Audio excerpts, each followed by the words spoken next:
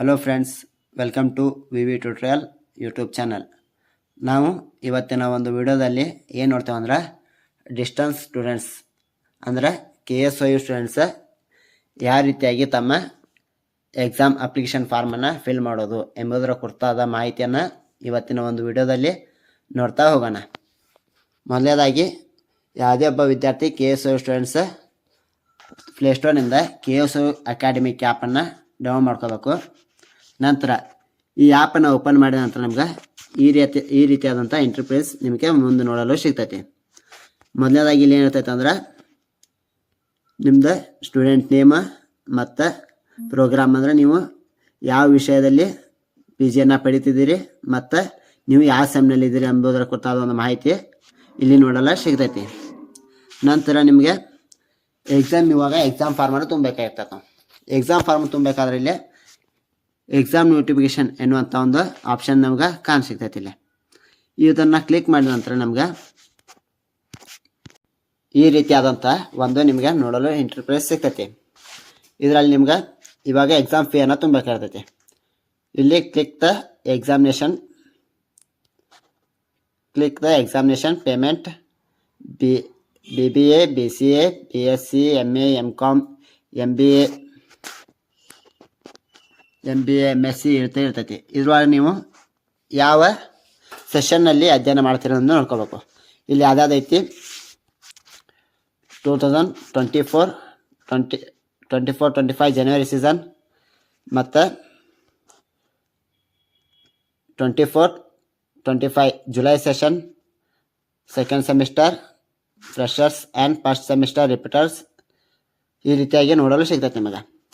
ಇದರಲ್ಲಿ ನೀವು ಯಾವ ಸೆಷನ್ ಅನ್ನೋದನ್ನು ಆಯ್ಕೆ ಮಾಡ್ಕೋಬೇಕು. ಇವಾಗ ನಂದು 2024 ಮತ್ತು 25 ಜುಲೈ ಸೆಷನ್. ನಾನು ಇದರ ಮೇಲೆ ಕ್ಲಿಕ್ ಮಾಡ್ತೇನೆ. ಕ್ಲಿಕ್ ಮಾಡಿದ ನಂತರ ಈ ರೀತಿಯಾದಂಥ ನಿಮ್ಗೆ ನೋಡಲು ಸಿಗ್ತೈತಿ ಇಂಟರ್ಫೇಸ್. ನೆಕ್ಸ್ಟ್ ಇಲ್ಲಿ ನಿಮ್ಮ ರೂಲ್ ನಂಬರನ್ನು ಎಂಟ್ರ್ ಮಾಡ್ಬೇಕಾಕೈತಿ. ನನ್ನ ರೂಲ್ ನಂಬರ್ ನಾನು ಇಲ್ಲಿ ಎಂಟ್ರ್ ಮಾಡತ್ತೇನೆ. ಇವಾಗ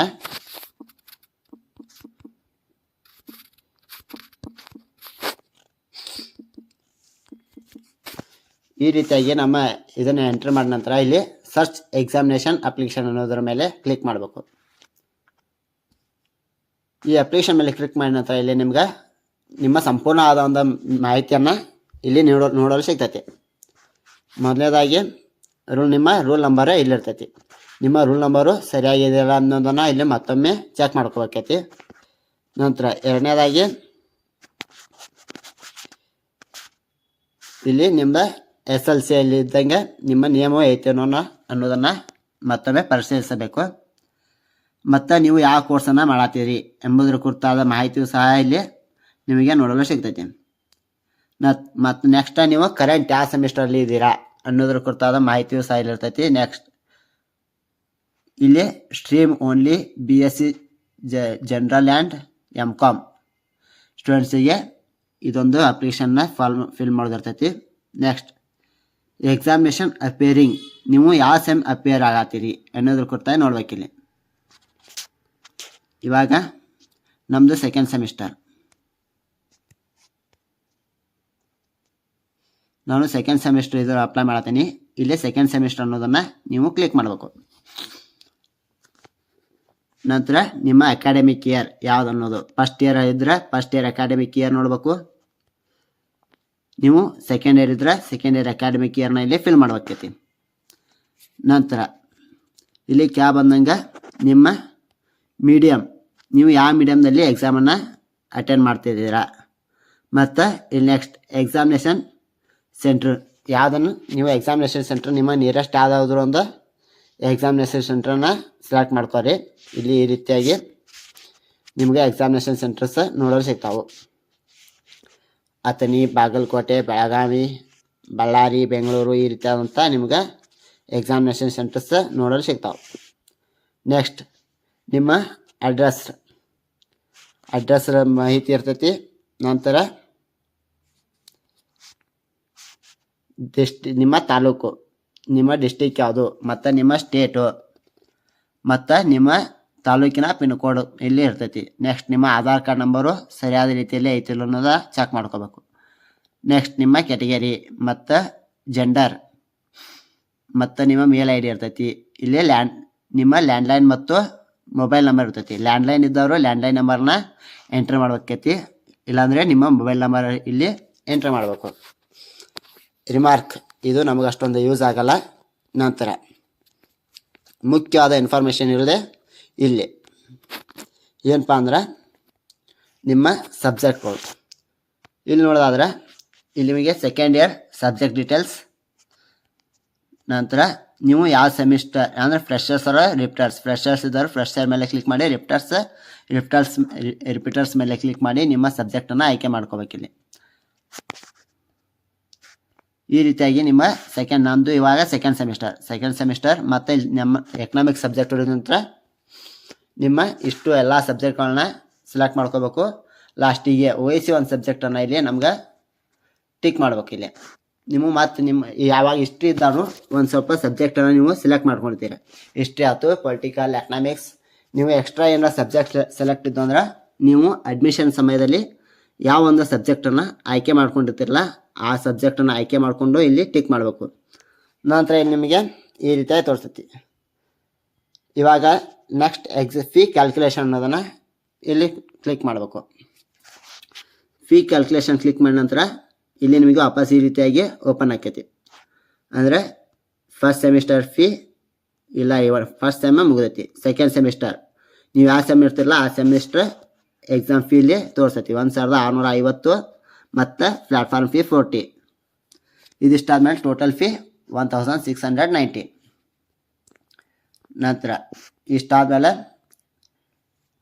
ನೀವು ಮಂತ್ರ ಫೀಯನ್ನು ಪೇ ಮಾಡೋಕ್ಕೆ ಇಲ್ಲಿ ಸೇವ್ ಅನ್ನೋ ಆಪ್ಷನ್ನ ಕಾಣ್ತೈತಿ. ಸೇವ್ ಮೇಲೆ ಕ್ಲಿಕ್ ಮಾಡಬೇಕು. Are you sure you want save this application? ಇದಕ್ಕೆ ಸೇವ್ ಕೊಡೋಕ್ಕಿಂತ ಮೊದಲು ಮತ್ತೊಂದು ಸಾರಿ ಇಲ್ಲಿ ನಿಮ್ಮದು ಇದು ಎಲ್ಲ ಸರಿಯಾದ ರೀತಿಯಲ್ಲಿ ಐತಿಲ್ಲ ಅನ್ನೋದನ್ನು ಒಮ್ಮೆ ಚೆಕ್ ಮಾಡ್ಕೋಬೇಕೈತಿ. ಸ್ಟೂಡೆಂಟ್ಸ್,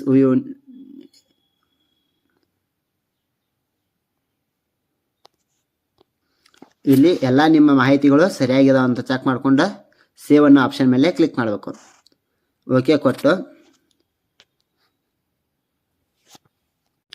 ಓಕೆ ಕೊಟ್ಟ ನಂತರ ಈ ರೀತಿಯಾದಂಥ ಇಂಟರ್ಪ್ರೈಸ್ ಓಪನ್ ಆಗ್ತದೆ.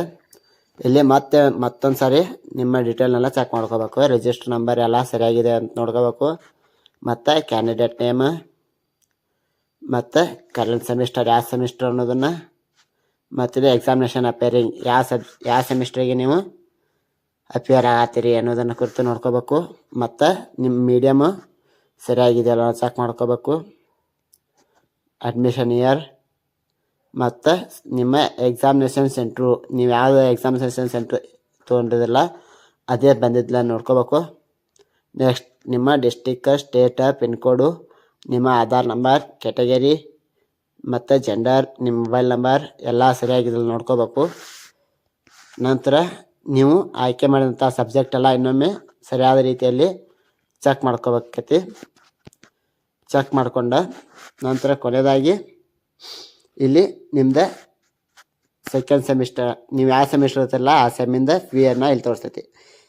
ಈಗ ಅಲ್ಲಿ ಹೇಳಿದಾಗ ಮೇಲೆ ಸೆಕೆಂಡ್ ಸೆಮಿಸ್ಟರ್ ಎಕ್ಸಾಮ್ ಫೀ 1650 ಇದ್ರೆ ಪ್ಲ್ಯಾಟ್ಫಾರ್ಮ್ ಫೀ 40 ಸೇರಿಸಿ ಟೋಟಲ್ 1690 ರುಪೀಸ್ ಈ ರೀತಿಯಾಗಿ ತೋರಿಸ್ತೈತಿ. ನಂತರ ಇಲ್ಲಿ ಮೇಕಾ ಪೇಮೆಂಟ್ ಮೇಲೆ ಕ್ಲಿಕ್ ಮಾಡಬೇಕು.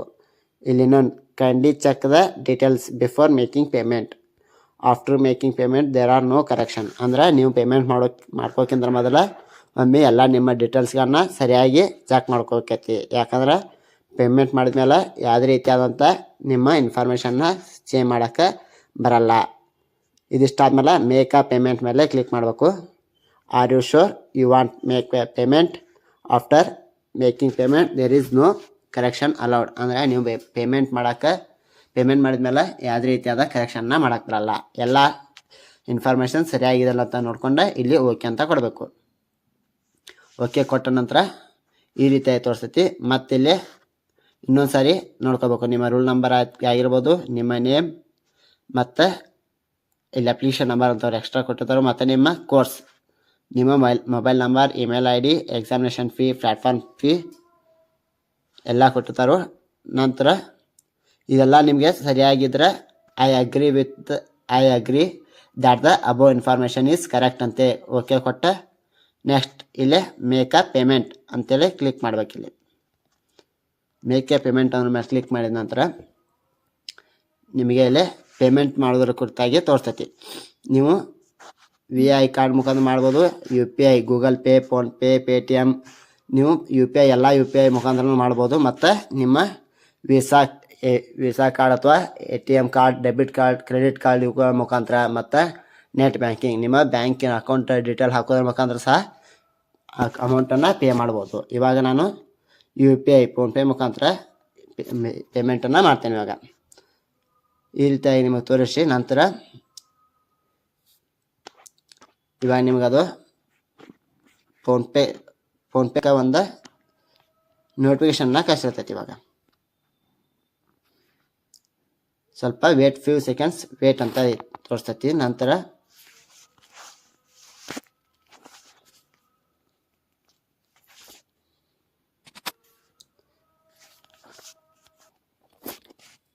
ಈ ರೀತಿಯಾಗಿ ನಿಮಗೆ ಪೇಮೆಂಟ್ದ ತೋರಿಸ್ತೈತಿ. ನಿಮ್ಮ ಫೋನ್ಪೇ ಅಕೌಂಟಿಗೆ ಹೋಗಿ ನೀವು ಈ ಅಮೌಂಟನ್ನು ಪೇ ಮಾಡಬೇಕಾಗೈತಿ.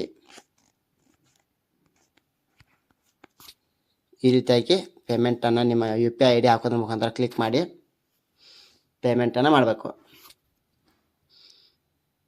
ನೀವು ಪೇಮೆಂಟ್ ಆದಮೇಲೆ ನಿಮಗೆ ಕನ್ಫರ್ಮಿಂಗ್ ಪೇಮೆಂಟ್ ಅನ್ನೋದನ್ನು ಆ್ಯಪ್ ಮುಖಾಂತರ ನಿಮಗೆ ತಿಳಿಸ್ತೈತಿ. ತಿಳಿಸಿದ ನಂತರ ನೀವು ಮತ್ತೆ ಇಲ್ಲಿ ಬ್ಯಾಕ್ ಬರಬೇಕು. ಬ್ಯಾಕ್ ಬಂದಾದ್ಮೇಲೆ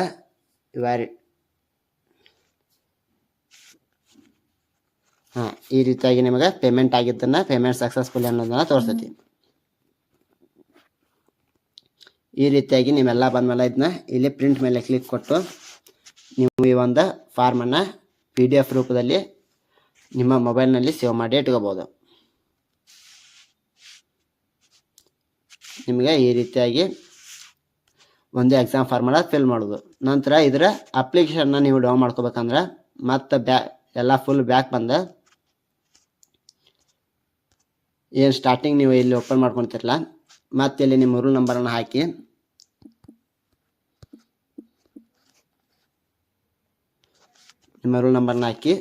ಇಲ್ಲಿ ಡೌನ್ಲೋಡ್ ಮೇಲೆ ಕ್ಲಿಕ್ ಮಾಡಬೇಕು.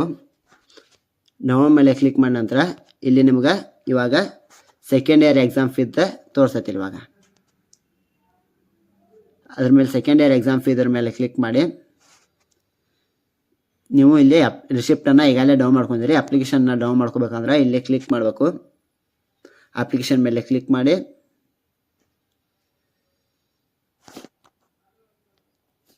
ಮಾಡಿದ ನಂತರ ನಿಮಗೆ ಈ ರೀತಿಯಾದಂಥ ಒಂದು ಅಪ್ಲಿಕೇಶನ್ ಫಾರ್ಮನ್ನು ನಿಮ್ಗೆ ಕೊಡ್ತೈತಿ. ಅಂದರೆ ನೀವು ಸಂಪೂರ್ಣವಾಗಿ ಇದರಲ್ಲಿ ಏನಿರ್ತೈತಿ, ನೀವು ಯಾವ ಇಯರಲ್ಲಿ ಎಕ್ಸಾಮ್ನ ಬರೀತಿದ್ದೀರಿ ಮತ್ತು ನಿಮ್ಮ ಸಂಪೂರ್ಣವಾದ ಸಬ್ಜೆಕ್ಟ್ಗಳ ಮಾಹಿತಿ ಇದರಲ್ಲಿ ಇರ್ತೈತಿ. ಇದನ್ನೂ ಸಹ ನೀವು ನಿಮ್ಮ ಮೊಬೈಲ್ನಲ್ಲಿ ಡೌನ್ ಮಾಡಿ ಇಟ್ಕೊಂಡಿರ್ಬೇಕು. ಇದಿಷ್ಟಾಗಿತ್ತು ಇವತ್ತಿಂದ ವಿಡಿಯೋ. ಈ ಒಂದು ವಿಡಿಯೋದ ಇನ್ಫಾರ್ಮೇಷನ್ ನಿಮಗೆ ಇಷ್ಟ ಆಗಿದ್ರೆ ನಮ್ಮ VV ಟ್ಯೂಟೋರಿಯಲ್ ಯೂಟ್ಯೂಬ್ ಚಾನಲ್ನ ಸಬ್ಸ್ಕ್ರೈಬ್ ಮಾಡಿ ಮತ್ತು ನಿಮ್ಮ ಅನಿಸಿಕೆ ಅಭಿಪ್ರಾಯಗಳನ್ನ ಕಮೆಂಟ್ ಸೆಕ್ಷನಲ್ಲಿ ನಮಗೆ ತಿಳಿಸಿ. ಧನ್ಯವಾದಗಳು.